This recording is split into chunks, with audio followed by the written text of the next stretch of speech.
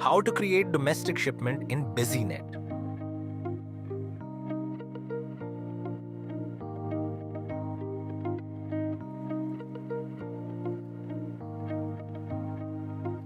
Users can create domestic shipment by selecting the customer name and the packing list number.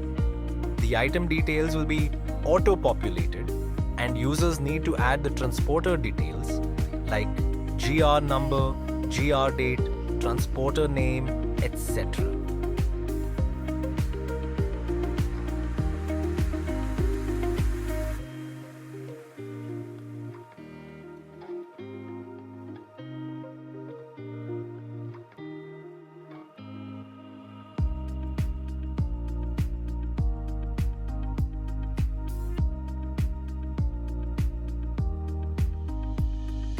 Users can also attach multiple attachments, and further, once the document is approved, they can generate PDF print of the document.